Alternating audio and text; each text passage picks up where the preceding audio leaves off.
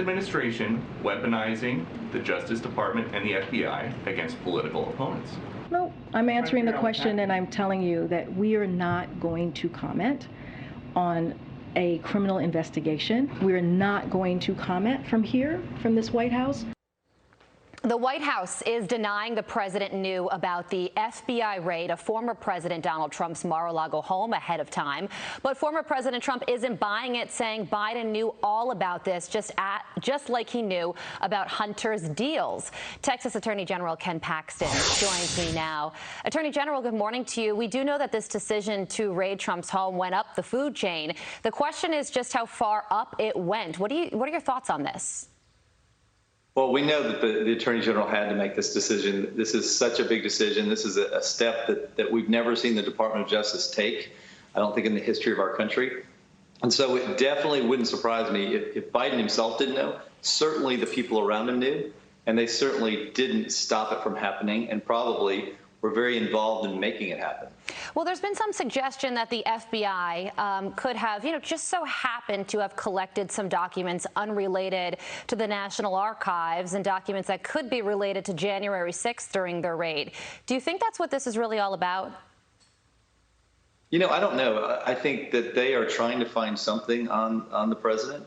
They clearly view him as a threat to their future plans, their liberal future plans. And so whether it's January 6th or whether it's something else, the FBI and the Department of Justice are out there looking for an angle. That's what it looks like to me. Yeah, and there's so many questions about that search warrant. And apparently Trump's legal team could answer some of them because they apparently have a copy of the search warrant, but they're not going to make it public at this time. Why do you think that is? I think they're just trying to figure out how they're going to deal with this. They don't have all the information that they would like to know about what the Department of Justice is doing. I'm sure there was not a lot of cooperation between the Department of Justice and the president. And so, they're holding as much information as they can so that they can make the right decisions at the right time. There's also the FBI that didn't allow Trump's lawyers apparently in the rooms that they were searching. Using your legal experience, does that sound above board to you? I don't know that that's untypical, but this whole thing with raiding the president's house, the timing of it, the fact that he may be about to announce for president, especially when you look at it in comparison to what happened with Hillary Clinton and the information that she had on her servers and the fact that she destroyed information.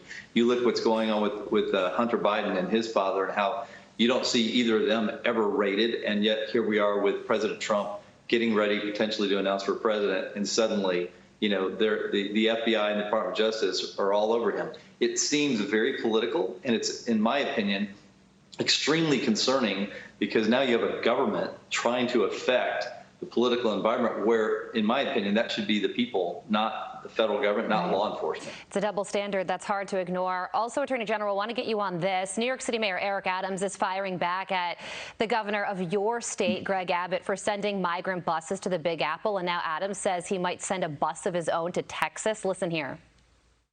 I am deeply contemplating taking a busload of New Yorkers to go to Texas and do some good old-fashioned door knocking because we have to, for the good of America, we have to get him out of office. Sir, your response to that? Look, he's free. This is a free country, so he's certainly free to try to come down and influence Texas politics. My guess is he's not going to have a lot of impact. Governor Abbott's done a great job. He's been the governor for almost 8 years, and I think he'll be reelected overwhelmingly. 30 seconds more to you on this last one. Remain in Mexico policy officially over. How much of an impact will this have on the southern border? It's a dramatic impact. That was a very effective policy by the Trump administration. It brought the numbers down in a major way, and now with the Biden administration letting that go, it's having a dramatic impact. You can see it in the numbers from when Trump was in office and to where we are now. And obviously, the Biden administration wants illegal immigration, and they're working with the cartels hand in hand to make sure it happens. 5,500 illegal immigrants waiting in Mexico apparently will now be allowed into the United States. Attorney General Ken Paxton, thank you so much for joining us this morning.